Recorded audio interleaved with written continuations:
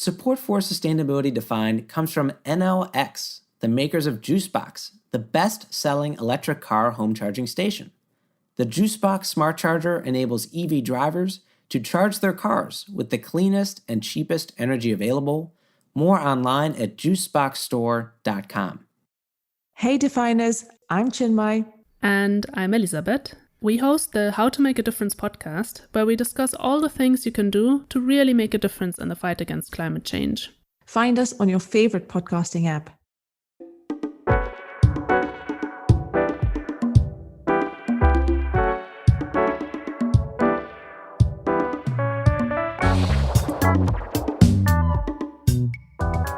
All right, Definers, welcome back to Sustainability Defined, where Scott and I are here defining sustainability, one topic and one bad joke at a time. This, Scott, is episode 59 on eco-anxiety, a really interesting, complex topic that I'm excited to break down here. So why don't you tell us what this episode is going to look like? Right. So first, we're going to start with the basics, Jay. Per usual, we're going to say, what is eco-anxiety? Then, why is eco-anxiety important?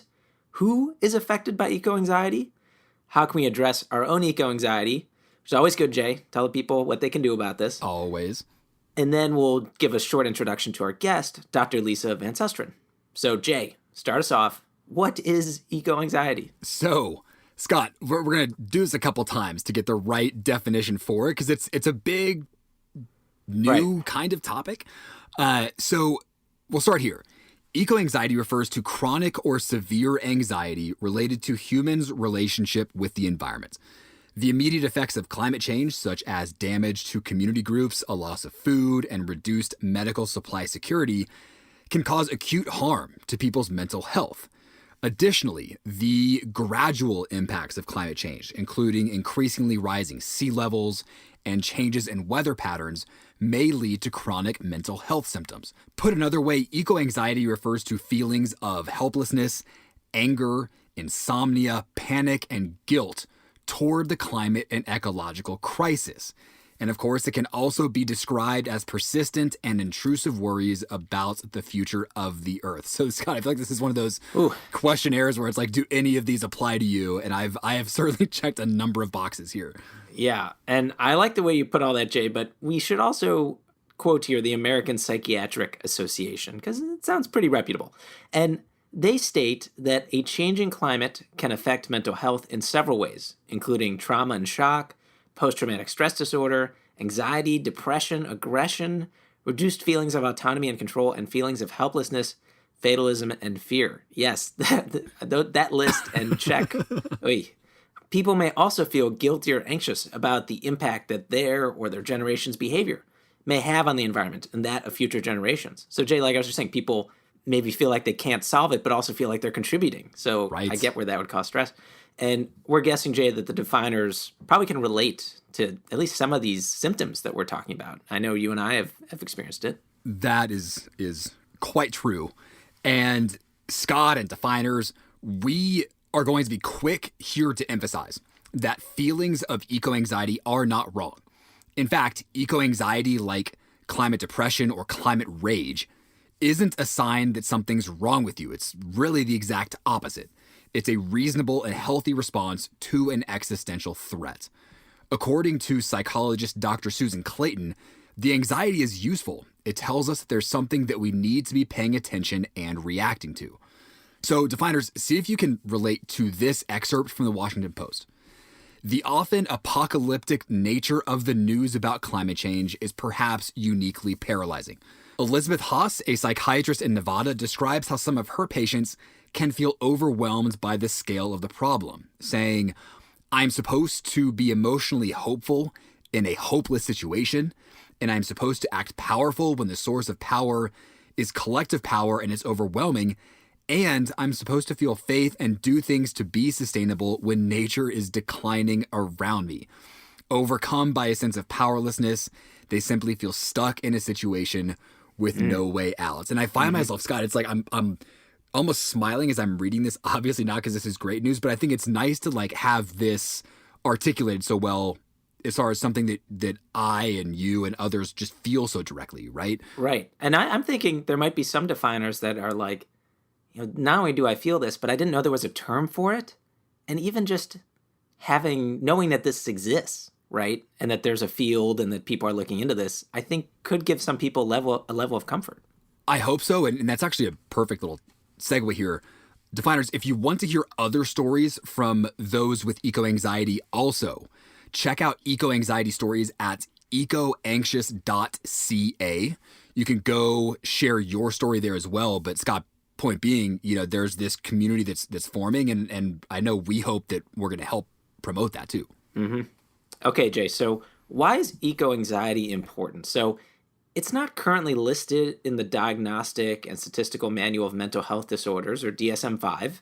So that means that doctors do not officially consider it a diagnosable condition. But that does not make it any less important. So according to a new poll by the American Psychiatric Association, 67% of Americans are somewhat or extremely anxious about the impacts of climate change. And 65% of Americans think we aren't doing enough to fight it.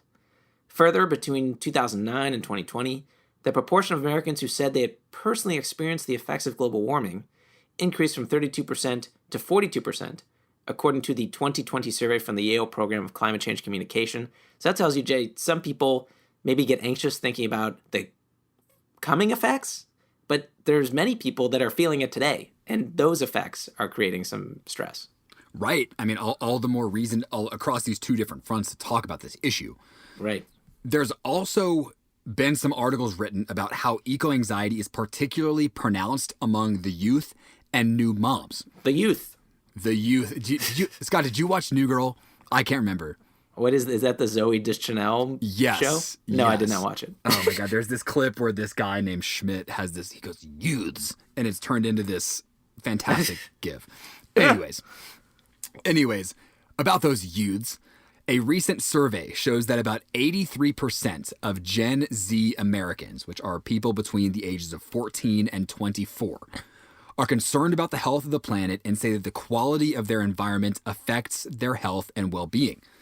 Another survey found that 78% of Gen Zers say that they aren't planning or don't want to have children of their own as a result of climate change. And that's pretty intense. It's intense. Yeah. And I'll be honest, Ann and I have had this conversation too. And there's no easy way to do it, really. Right. And I guess maybe the first step is just kind of talking about it. Right. And I feel like part of it is thinking to yourself, this person is going to have a huge footprint as they eat and do all the things, that wear the clothes, whatever, as they live. But you also might say to yourself, well, but my kid's going to be awesome. They're going to invent whatever and more than offset that footprint. You can rationalize these things, but yeah, the reality is you can't change that footprint. Right. And it's also just the scale. I mean, you zoom out and it's like, even if my kid listens to every episode of our podcast, Lord help him, there's still just 7+ billion people and growing. I mean, there's just still so much momentum that's tough to fight, So I don't know. I'm very much learning along with everyone else on this one, but the future baby's going to have to listen in the womb. That's the prime time, I think. Wow. Start him young, Scott. Yeah. Get him hooked early. But actually, speaking of in the womb, this is another segue, Scott. You've been doing very well of positioning me to give these next points. Sure. With new moms, eco-anxiety can be a part of postpartum anxiety, as well as thinking more about what life will look like for their little one growing up. So here's a story from an article that we read. Portia Zwicker, a 41-year-old technical writer from Niskayuna, New York, had been mildly concerned about climate change before getting pregnant. It wasn't until she became a mother that she started suffering from severe anxiety over it. She quotes, "It just scares me so much to think about the kind of world my daughter will be living in when she's my age." Portia even sometimes finds herself waking up at night in a panic about climate issues. So again, Scott, heavy stuff, but I mean, by no means unique. This is shared issues here. Right. And hearing that this wakes her up at night and she's not getting good sleep, it makes sense that chronic or severe stress, whatever the cause, can increase the risk of several serious health conditions. Think of things like heart disease, high blood pressure, and depression. In 2019 alone, Oxford Language reported a 4,290% increase in the use of the word eco-anxiety. So this is causing more of that stress, and this term is catching on. I know, Jay, in the research for this episode, we were kind of blown away, not only how many articles are written about it, but how many in like the past 2-3 weeks, even, Yes. especially with Earth Day just having happened. But Yes. it's, getting a lot of attention. So let's actually have an excerpt here from a recent Guardian article that I think others might find relatable. So it says, until 2 years ago, Dr. Patrick Kennedy Williams, a clinical psychologist from Oxford, had spent his career treating common mental health difficulties, including anxiety, depression, and trauma. Then something new started to happen. Climate scientists and researchers working in Oxford began to approach him asking for help.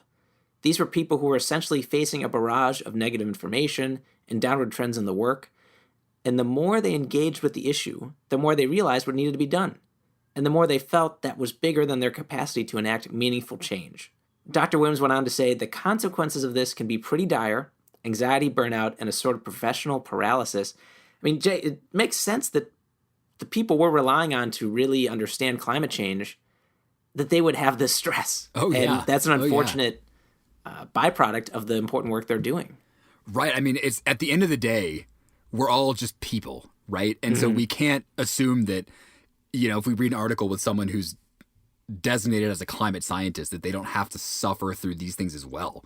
It's just so common, and it's something that I think, Scott, we've been energized to see that more psychologists are catching on to. Yeah. So we've seen more than 1,000 clinical psychologists sign an open letter highlighting the impact of the eco-anxiety crisis on people's well-being and predicting, quote, acute trauma on a global scale in response to extreme weather events, forced migration, and conflict. So it's, to wrap up this section on why it's important, I mean, we're seeing it talked about more. I know that as folks are talking about it more, or it's becoming more clear just how many people are sharing these experiences. And I think it's just that much more important for us to just talk about it, right? Right. So let's now ask, who is affected by eco-anxiety? And the short answer is really anyone can be affected by eco-anxiety, but we're going to spotlight here just a few groups in particular. So first, those whose livelihoods depend on the environment, like those working in fishing, tourism, agriculture, and others, are certainly likely to feel the impacts of eco-anxiety. Additionally, indigenous communities living in vulnerable geographic areas are predisposed as well. They may face the fear of losing housing, their livelihood, or their cultural heritage, which can be damaging to their sense of identity, belonging, and sense of community. In fact, a study on climate impacts and mental health in Rigolet's, a Canadian Inuit community, reports that interruptions to regular activities such as fishing, hunting, and foraging have had negative impacts on individuals' well-being. Right. I mean, it makes sense. People that are living so connected to nature and rely on it would be having that stress. So I'm not surprised by those study results.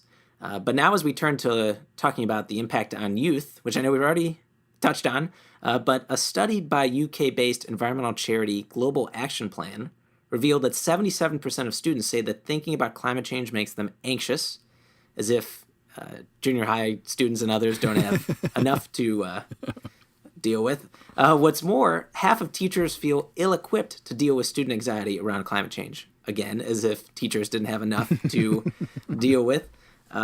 So, Jay, we love the group Force of Nature. This is a youth-created and led organization that, quote, empowers young people to turn their eco-anxiety into agency and work with leaders across business and education to drive intergenerational solutions. This is great, Jay, because I know we're going to get to some of the things people can do, and certainly one is taking action and feeling empowered about this. So we're going to link to that site in our show notes because the Force of Nature, they have tons of great resources for young people and teachers working to address eco-anxiety. There's also a huge need for parents to engage with their kids about this, no matter how difficult it may be. We're going to link to a fantastic article by The Guardian in our show notes on our website, sustainabilitydefined.com, that has helpful tips for parents when discussing heavy topics like climate change with their kiddos. Scott, and this was interesting. We've seen articles as well that posit that eco-anxiety is more of a white phenomenon than it is for other racial groups. This idea is especially interesting when paired with the results from a study by Yale's Center for Climate Change Communication, which I think we mentioned earlier. The study found that Hispanics and Latinos at 69% and African Americans at 57% are more likely to be alarmed or concerned about global warming than are whites at 49%. In contrast, white people are more likely to be doubtful or dismissive at 27% than are Hispanics and Latinos at 11% or African Americans at 12%. Which, Jay, it's not that surprising, right? Because there have been studies showing that minorities tend to live in areas that are more likely to be impacted by climate change, more likely to face the impacts of industry and pollution. So, yeah, not surprised by that. Right. I think that's all well documented. And I think one of the questions that comes out of this Yale Center study is that, well, if white people are less concerned and more likely to be dismissive than other groups, why might some see eco-anxiety as being more of a white phenomenon? And so along those lines, we have author Sarah Jaquette Ray, who wonders if eco-anxiety could be another form of white fragility or even racial anxiety. Or in other words, if their climate anxiety is just code for white people wishing to hold on to their way of life or get, quote, back to normal to the comforts of their privilege. This parallels with the other studies that show that the white and affluent will most likely not feel climate change's worst effect. It's this interesting dynamic here that we're seeing, Scott. Right. So that makes us think, Jay, that maybe the people who are focused on climate therapy should be helping Black, Indigenous, and people of color communities. And we did read an article that said climate-aware therapists need to, quote, decolonize to reach these communities. And these therapists report not serving many clientele of color, particularly those with low incomes. So this article says this may be because Black people have a general mistrust of the healthcare system. BIPOC folks may find more solace in spirituality rather than therapy. And also therapy is just expensive. On the positive side here, there are therapists that focus on how this issue impacts Black, Indigenous, and people of color. The leaders in the field with this include Theopia Jackson, psychologist and president of Black Psychologists of America, Carissa Cabin-Alaman, psychologist and community activist, Mary Rossell, psychiatrist of the Navajo Nation, Sherry Bidoni, psychologist from Native American Counseling and Healing Collective, and Dr. Jennifer Mullen, psychologist and author. I know, Jay, we did reach out to some of these leaders. We weren't able to book them for the show. We have Dr. Lisa, who's fantastic. But we are trying to live up to the commitment we made to make our guests more diverse. Didn't really succeed in this episode or last episode, but we're going to keep trying to live up to that commitment. But at the same time, we are trying to make sure that our intro notes consider the realities of different perspectives and different experiences. So with that, Jay, we can move on to the next section. All right. So with that in mind, again, complex topic, let's ask and bring this down to an individual and really just personal level, asking how can we address our own eco-anxiety? Well, as a starting point, research suggests that trying to avoid thinking about climate-related issues or other conditions that cause anxiety is actually an attempt to try to control our fears, even though fear and avoidance are at the roots of denial and inaction. So, as tough as it might be, trying to shove this issue out of our minds might not be the best way forward. So we're going to run through a couple tangible solutions, keeping that in mind. First, getting involved with like-minded groups and finding a sense of community is a great step. Studies suggest that social support can provide resilience to stress and that feelings of belonging can increase motivation. Second, you could foster a stronger connection with nature. Spending more time outdoors or with nature may help alleviate eco-anxiety by encouraging a positive personal connection with the environment. Some people even recommend keeping a rock, a twig, a dried flower, or some other natural object that they can look at and touch when feeling disconnected or overwhelmed. This may work in a similar way to grounding techniques that some mental health professionals recommend for managing anxiety. I know, Scott, when I'm at the helm at work and I'm super stressed, it is definitely helpful for me just to go take a walk outside, even if I'm not necessarily like, touching anything or anything direct like that. But even just like getting some fresh air, I think is helpful. And maybe that's a good way for folks to do the same thing. I thought you were going to tell me about your special twig, but which, could be helpful for some. I think, Jay, when you were reading this, I was thinking we had talked about certain merchandise for the podcast. Wouldn't it be interesting if we had something like a dried flower or something that is a natural object and that could be part of this? Scott, are you suggesting a pet rock? A pet rock. Sure. Whatever works. Although, to be honest, I did, and I have no idea how these rocks ended up in my pocket. But Scott, I went for my 30th birthday, Anne and I went skydiving. Okay. And survived, made it. I got a little bit sick, but that's beside the point. But I remember I reached out and felt that I had just like two little rocks in my pocket. I have no idea how they got there, but I have kept them. So I need to back up and say I actually do have an attachment to a couple rocks that might, be a solution for me for my eco-anxiety. Wow. So did you get sick mid-air or after it was done? Oh boy. All right. I'm happy I get to clarify this. So we jump out of the plane and all's going well. And so first, the guy who's on my back is like, "Do you want to spin around?" And I was like, "Sure." And he's yelling at you as we're in free fall. Well, and I said, "Sure." And so he, angles himself in such a way that like we start spinning pretty fast. And like that was okay. That's fine. And we slow down and we're falling, and then he pulls the parachute. And so when you pull the parachute, your descent obviously slows and it almost becomes kind of relaxing. And so I was like, "Cool, I made it." And then he goes, "By the way, do you like roller coasters?" And I'm like, in the moment, I'm like, "Yeah, I like roller coasters." He goes, "Okay." And then he like yanks the parachute to one side and we start angling towards the ground, falling in these like tight concentric circles. And by the time I land on the ground, my face is just ghostly white. My sister and her boyfriend had come to surprise me on the ground. It was an epic 30th birthday surprise. And I am still just like so shocked to be able to react to them. But yeah, so listeners, if you have an adventurous guy that's on your back or gal as you're skydiving, just be warned, they are probably far more adept than you are at free fall. So I learned that the hard way. Wow, it sounds like you took this extreme situation and chose to make it that much more extreme. But I feel like they should have given a heads up on these choices so that it's not like in free fall you're making decisions. Yeah, well, shockingly, your decision-making capacity in free fall maybe is not as sharp as you'd like it to be.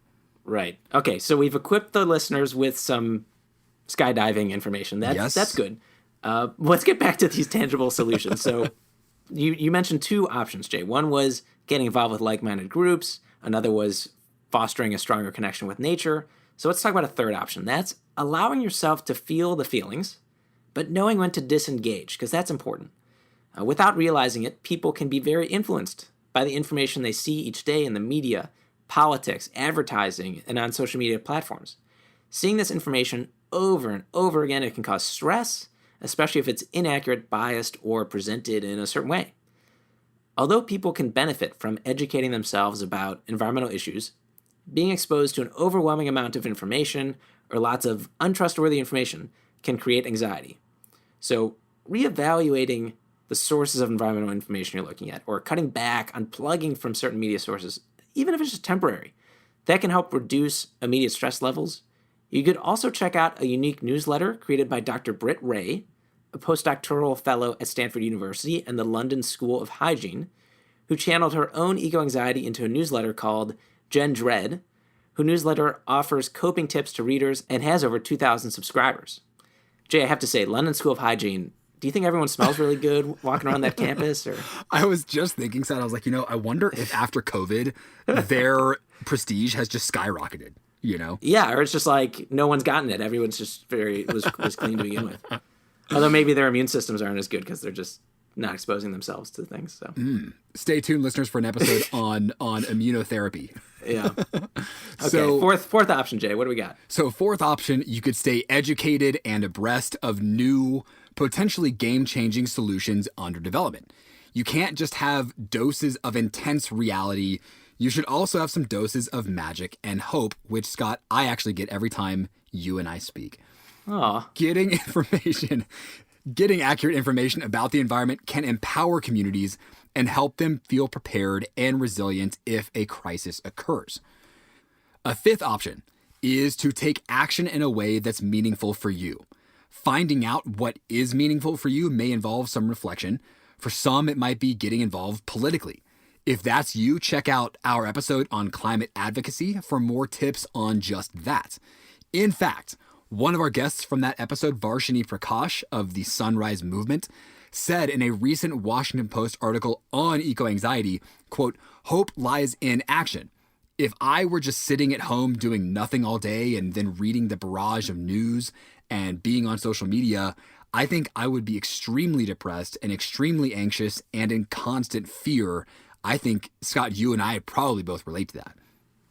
Yeah. I mean, I get where she's coming from, that action, helps her kind of keep those feelings at bay. But for some people with severe eco-anxiety or anxiety that doesn't respond to at-home management tips, kind of like some of the options we already laid out, you might need to seek professional help handling this anxiety. To get professional help for eco-anxiety, you can talk with a family doctor or other healthcare worker who can provide guidance on how to connect with an appropriate mental health professional. Now, there are a growing number of mental health professionals receiving training in how to help people manage their relationship with nature and cope with modern-day environmental problems. One group to check out here is the Climate Psychology Alliance of North America, which hosts a climate therapist directory on its website. Now, note that many therapists feel ill-equipped to help with eco-anxiety. A 2016 study found that more than half of therapists interviewed felt that their training had not adequately prepared them to deal with the mental health impacts of the climate crisis. And beyond not having the training, there could be an issue with the therapist not recognizing the legitimacy of these eco-anxiety-induced feelings. So even if you have a therapist, it could be worth checking out the Climate Therapist Directory. Scott, it was helpful, I know, for us to do this research and remind ourselves of what we can do ourselves. We're not preaching gospel here. We're learning alongside everybody else. And I think it might be helpful just to share maybe our own takes on eco-anxiety here, because I really don't think we're too unique in that regard.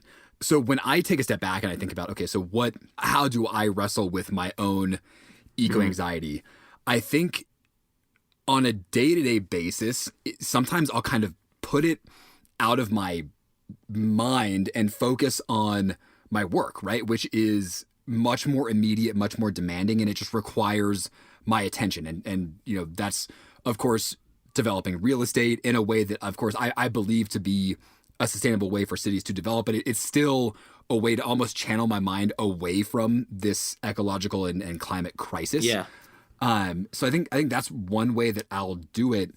And then the other way, which I know we touched on, that I have found extremely helpful, was limiting my exposure to negative climate news. And I think this is almost a double-edged sword for me, because I know, and listeners might know the feeling of you're just going down that wormhole on the internet and you're finding article after article and just like eroding your sense of hope as you're doing it.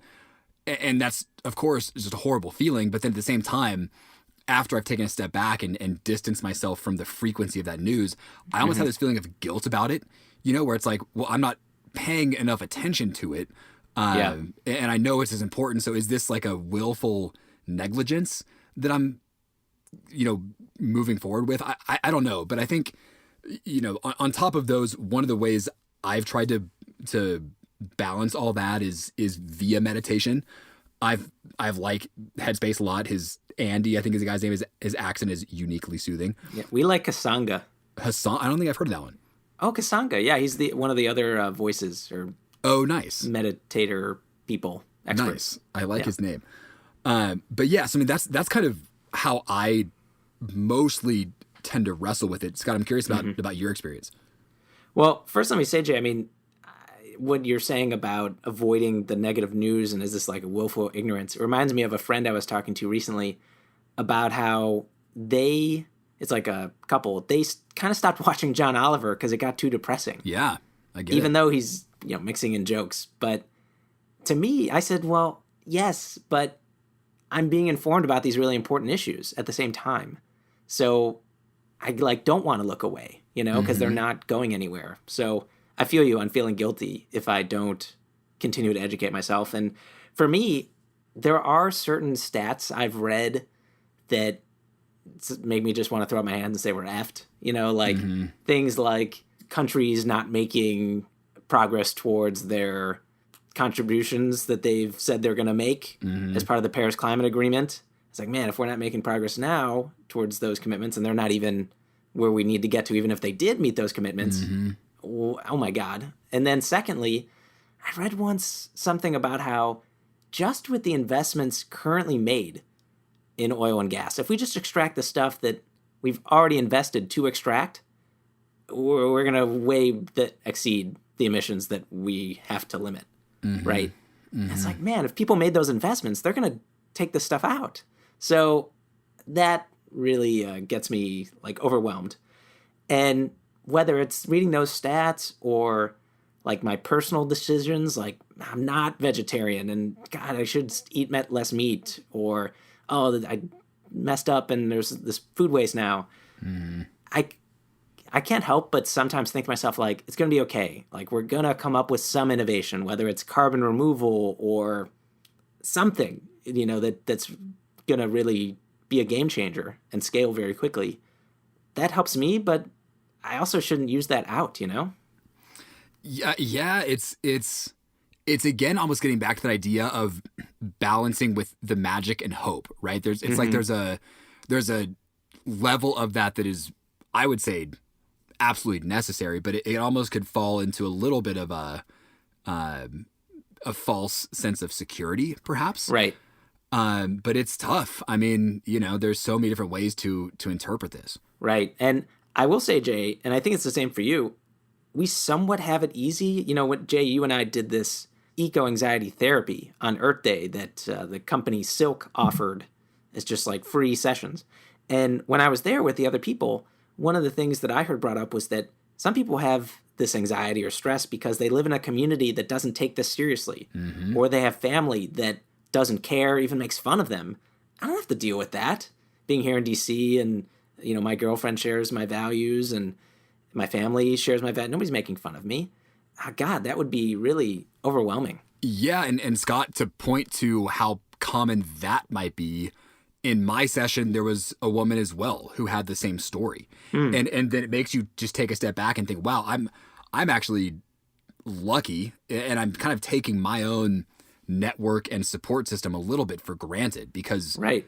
I'm the same as you. Fortunately, the folks in my circles are similarly aligned, and it just makes it that much harder if you are trying to shoulder the gravity of all these issues, and there's fewer people around you that are willing to shoulder that load, whether it's, professionally trying or organizationally trying to come together and I don't know, move right. forward with this issue, or also just mentally. I mean, it's a heavy burden, however you look at it. And so I agree. I mean, that's another layer here that makes it especially challenging. Right. It's you've got these people, not only are they in a different boat, but they're rowing the other way. Yeah. Yeah. And how that doesn't just stir feelings of resentment and frustration. Right. I don't know. It's got to be tough. I mean, I just start feeling that way just talking about it, and I don't even have to live it. That's a real challenge. Right. Well, Jay, the good news is that we have a guest who can talk about some of the ways to address these sort of feelings.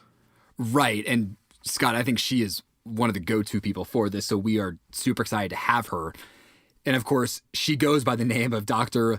Lisa Van Susteren. So Dr. Lisa is a general and forensic psychiatrist. She is the co-founder of the Climate Psychiatry Alliance. She's also the author of Emotional Inflammation: Discover Your Triggers and Reclaim Your Equilibrium During Anxious Times. On top of all that, she's also the founder and CEO of Lucky Planet Foods, a company dedicated to providing low-carbon, plant-based healthy foods for sustainable living. So Scott, it's clear that we were busy, Jay. Yeah, it's clear that she's one of the ones also that feels, proactive by taking action around this big issue, right? Sure. But she's great. We're excited to share our conversation with her and continue this important dialogue.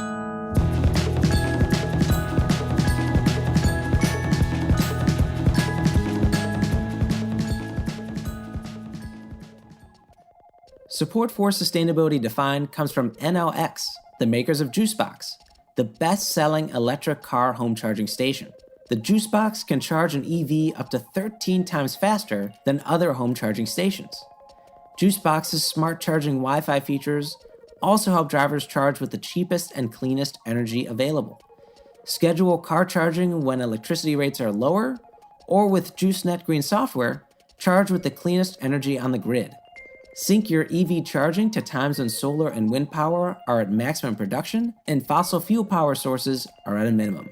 More online at juiceboxstore.com. So my husband's friend, he mentioned to him recently that he watched Seaspiracy and he felt compelled to stop eating fish. So my husband asked him, to what extent are you willing to go to save the planet? Standing in the park, looking at his 3-year-old, he says, perhaps not have any more children. How to Make a Difference is a podcast for those of you who sometimes feel guilty about contributing to environmental damage and climate change and don't really know what to do. We discuss the big ticket ideas that make a substantial difference in reducing climate change. Did you know that, for example, changing your bank can reduce your footprint by 20%? Find us on your favorite podcasting app by searching for How to Make a Difference.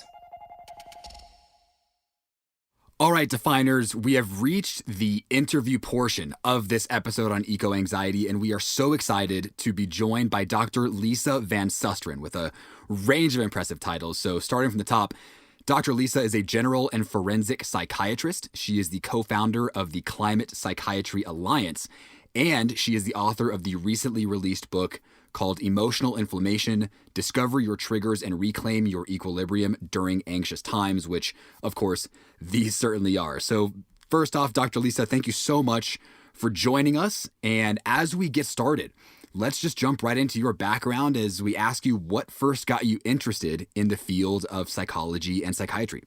I have to just say thanks for having me, and thanks for all that you do. This is no more important topic in the years ahead than to be focusing on what you're doing. So we're all thanking you. So what got me interested in psychology and psychiatry? I sometimes ask myself the same question. At first, I thought I was going to be maybe a plastic surgeon. And the more I did that, the more I realized, first of all the mistakes you make are on the outside. And secondly, it didn't allow for the breadth that psychology and psychiatry does. Everything is interesting when it comes to psychology.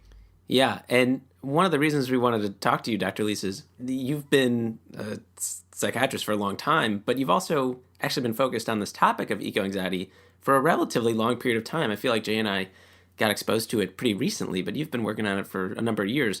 How and when did you first come across it? That's another good question. I first came across it in myself. A number of years ago, ran for the United States Senate here in Maryland, where I'm from. And I was influenced by the work of some people at Oberlin College called The Next Industrial Revolution. And it was all about how to be sustainable just by being smart. And Bill McDonough is one of the key figures there. And I knew as I was listening to that recording, and it was a video recording actually, that if the Senate didn't work out, I knew this was where I was going next. So I got into the space of climate issues and sustainability. And then I was asked by Al Gore to be one of the first 50 that he trained to teach about an inconvenient truth. And then I started to hear the numbers, where we were, what was happening. And I thought to myself, well, surely we'll run these numbers and then we'll make all the corrections, except that we didn't. And my anxiety has only increased since then, bumps up, bumps down. It's been a bit of a roller coaster at times, but that was when I first started feeling deeply anxious. It was when as the Buddhists say, if we're not careful, we're going to end up where we're headed. And I think I began to realize about 15 years ago that was what was in play. Yeah, and that first training must have been interesting. I know I did it, and there were maybe thousands of people, I think, in that big conference room in Atlanta, 50, and for the first one. It must have been an interesting experience. Oh, it was marvelous. He took us out to Carthage, which was his family farm, and he took us to his home in Nashville, and there were, again, just 50 of us. And it was a very intimate experience for all of us, and many of us are still friends. Dr. Lisa, I think that's a great catalyst for our next question coming up, but I do have to pause and marvel, Scott, because this is, Dr. Lisa, you're our second guest in a row who has been personally reached out to by Al Gore, right, in the movement towards more sustainable, systems. We had our previous guest, our CEO of John Mello of Amaris, who also got contacted, and so I think, Scott, we're on a little bit of a roll here. But Dr. Lisa, so you go with Al Gore out to his family farm. That sounds like just a phenomenal experience, and perhaps that starts something. And we then come to see that in 2009, you organized the very first conference to focus on the psychological impacts of climate change. So just starting from the top there, what was it that led you to start that conference? And when you were there, did you think it was people's very first introduction to this idea of eco-anxiety, or do you think they may have had some kind of exposure to it before? Well, I've always been happy to say, Bill, that it as the very first conference on the psychological effects of global warming, but I only recently discovered that I exaggerated by about 2 years. Oh. Some of my pals now, whom I'm close to and just are wonderful in the UK. The UK has really been ahead of us on the psychological aspects of climate. In 2009, it was certainly something very novel here. And I have to credit Kevin Coyle, who was the vice president, now special advisor to the president of National Wildlife Federation. It was really Kevin who said to me, I was on their board, we should do something about the mental health impacts. And I got to tell you, honestly, I kind of thought, oh, geez, nobody's going to listen. But that's kind of me, that I do always fear that people aren't going to listen, that you're going to be crying out into the wilderness. And it's just not true. It's something that I really have to think about, always worth analyzing oneself. Yeah, I was going to say, that might be something to unpack. Right. Well, there you go. So as it turns out, Robert Wood Johnson Foundation had invited me to talk to them about the health effects of climate disruption, which I did. And when we went to organize a conference at Kevin's suggestion or encouragement, they gave us $50,000 right off the bat and said, go to it. And so we had the conference in March of 2009. And I got to tell you, it was one tough sell in one of the most surprising domains. And I'm sure that it isn't politic for me to say this, but it has to be said that I reached out to the American Psychological Association. I'm a psychiatrist. The psychologist, their new president, James Bray, was really on this. He was already talking about it, and they'd had a position paper. But I reached out to the American Psychiatric Association, and do you think that I could get them to respond? Well, I couldn't. And when they wouldn't send their higher ups like the president, I said, well, then send someone from the staff. And they said to me, no one is interested. Are they better today on this?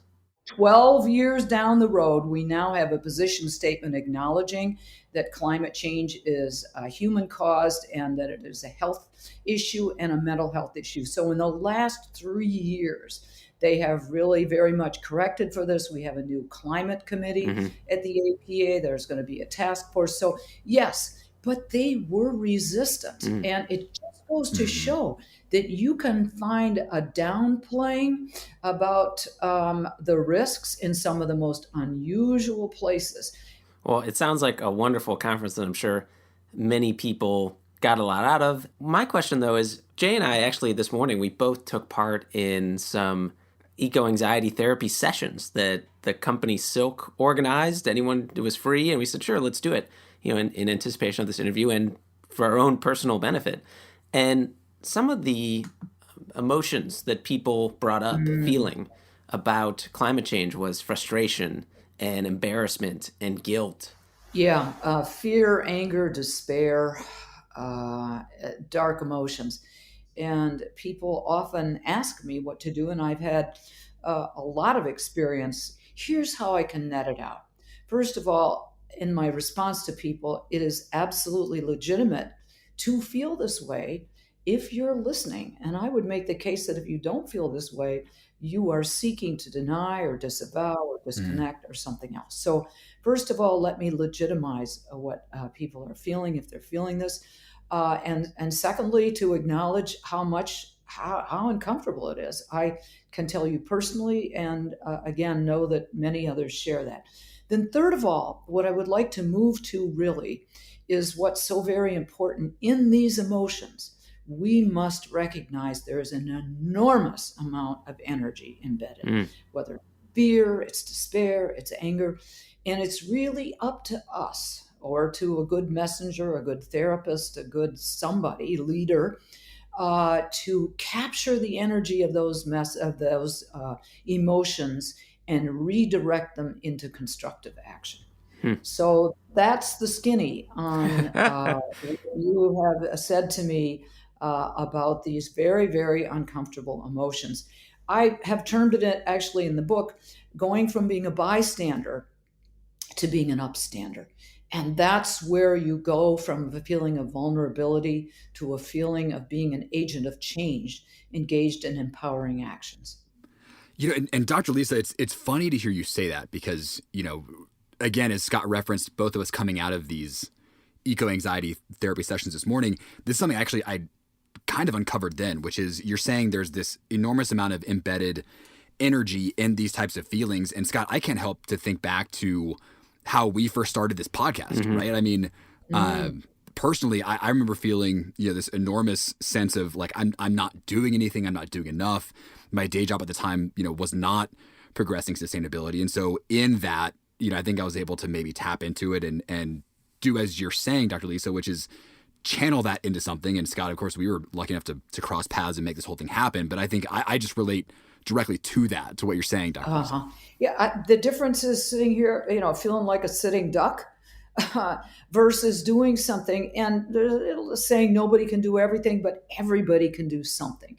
And that if you're going to talk to people that are resistant, the first thing to do, and we all know this, not that we want to, but the first thing to do is listen. And say to a person, I sense that this might be a topic that you don't agree with me on or that is bothersome in some way. Can you shed some light on what your thinking is? And when people feel as if they're being listened to, it's just amazing how much more open they are to listening to a message from you about what you go through. And that's the start of a relationship that can, over time, influence a person to be more willing to accept a reality. But you can't always move real fast. You got to use their language. You got to be open to what they're saying. And, a friend of mine who's an anthropologist, I'm from Wisconsin, you can probably tell from the accent that comes up, but she says, don't talk to Wisconsinites about climate change. Talk to them about how the ice fishing has been going lately, because they can't. The ice isn't thick enough. And that's how you begin to talk to people in their language, using what we call their word cloud. In other words, the words that come to mind when they talk about their lives and what's important to them. Can I ask a question, Dr. Lisa? Because I think, Scott and I have covered the idea of climate change communication on a previous episode where we spoke with a fellow DC area gentleman by the name of Ed Mayback, and we're talking about Ed's a good buddy of mine.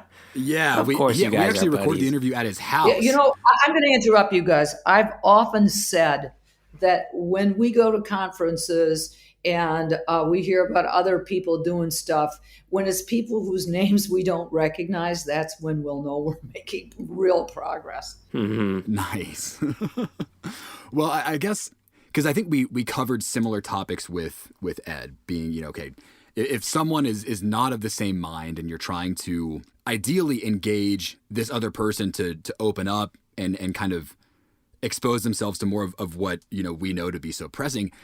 My question is, how do you deal with the frustration if, let's say I'm trying to do this, Scott or any definer's trying to do this, and they just get met with just total pushback where, at this day and age, reactions to topics that are deemed as political can be so swift and so curtailed.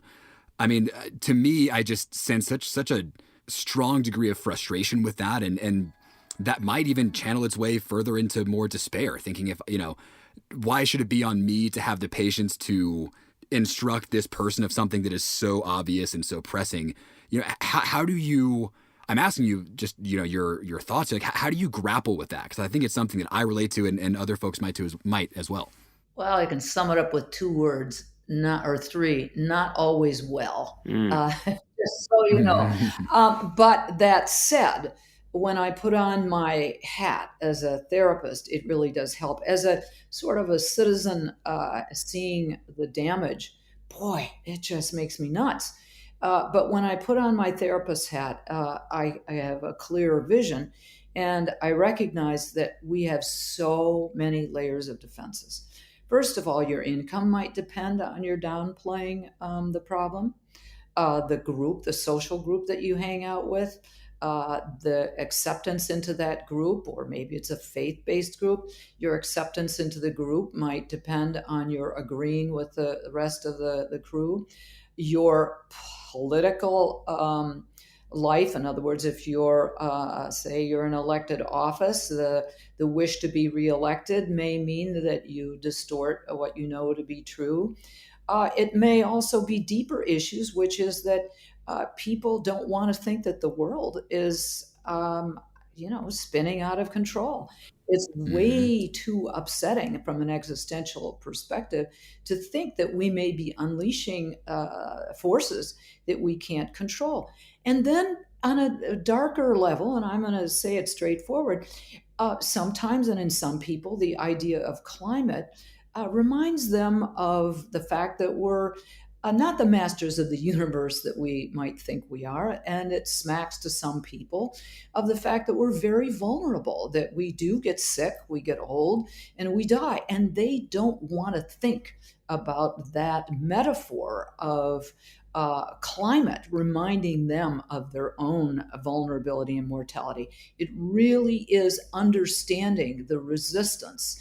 And that another one, that then breaking this resistance down, which I'm good at in my office as a psychiatrist, not so good at sometimes with other people, takes time. And it's by presenting yourself as a non-threatening person. You don't have to talk about climate change. You got to find out, and this is where their word cloud is important. Use the words that they would be likely to use to motivate them to listen when it's your turn to talk. Yeah, I mean, I feel like there were a lot of good strategies and tips in there, and it sounds like this is something that it's not like you just cure it. There is no silver bullet. I wish I could tell you, Jay and Scott, that there is, but there isn't. I wanted the silver bullet, but I know I didn't expect it, but I love this idea of going from bystander to upstander, and I hear you on what are the alternatives and people feeling guilty, and like I was saying, that came up in the therapy session today, and I mentioned how I feel guilty myself, for instance, about not being, say, vegan. I want to keep going and do further steps, but it's like, then where does it end? And then part of me is also thinking, well, the difference in making that choice, vegan would make a big difference, but sometimes I'm like, well, maybe there will be innovation in just a few years, and then, it'll significantly reduce the problem. And the therapist that was on was saying, well, that is in part a defense mechanism. And I think, and that sometimes is needed to help, as we were talking about, manage this. So I thought that was interesting. But then you were bringing up partners. And after the therapy session, I went to my partner and I said to her how I was very thankful that she shares my values and gave her a kiss and all that. But she was saying, yeah, I do. Scott. Yeah, I know. She was saying, I do, but she said, if I didn't, especially for someone like you, it could probably be a deal breaker. And I could see where relationships could end based on this. So it wasn't really a question there. You bring up a lot of things that bring up thoughts for me. So thanks. But of course, I am a psychiatrist, so even if it isn't a question, there's plenty to jump on. I gave you some hooks. So 2 things. One is, I'll say it again, this is a marathon, not a sprint. So when you say I'm not vegan yet, okay, the idea is not necessarily for you to think that you're going to be getting any medals, but what you can do is think of it in these terms, is to reduce. Sure. And I do that, but Yes. And to recognize and present it as something that you are proud of, that it's good for people, it's good for animals, and it's good for the planet. So it's good for your health. A plant-based diet is good for your health. So cutting back. And I have to tell you that I've got two ardent vegans in the family. I'm not going to make any confessions here, which I probably now don't need to, but I try to eat a plant-based diet, but I slip every once in a while. But I know that I'm on the right track and I'm going in the right direction. So that's really important. That's number one, is what direction you're headed in. All right. Now, the second thing is, you're saying, well, maybe a miracle will happen. Deus ex machina, we're going to think of some high-tech fix. Well, the reality is, there are some fixes that are coming this way. So the person is right on some level, but do know that we are pushing ahead. Technology has made solar panels so much more effective and cheaper. So their inroads are being made everywhere. And this should have us, we should be just as inclined to look at what's positive as what's negative. Look at the advances, but don't use them, obviously, as an excuse, but look at them to cheer yourself up. Well, thanks for this complimentary feedback, advice. So, Dr. Lisa, we'd like to move into our famous last question that we ask all of the guests on our show, and that is our party fact question. So, if we were to be at a party and the topic of eco-anxiety were to come up, and we want to share some statistic, some nugget of information that conveys the importance of eco-anxiety, what would that party fact be?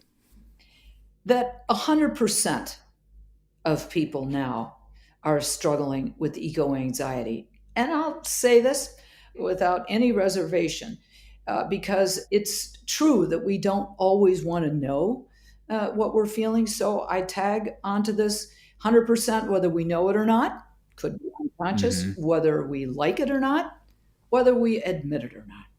Sounds like folks might be leaving this party potentially understanding a little bit more about themselves thanks to this party fact. You have to lock the doors first, obviously. Fantastic.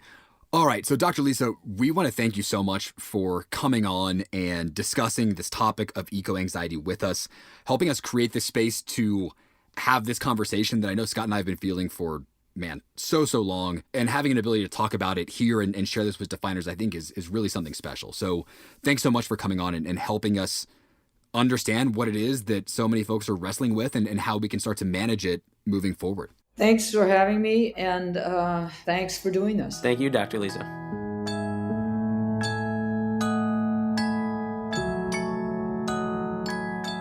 All right, so Scott, in the spirit of this episode, instead of trying to come up with the bad joke to end it, I just would rather talk about how stressful it is to come up with the bad jokes to end the episode.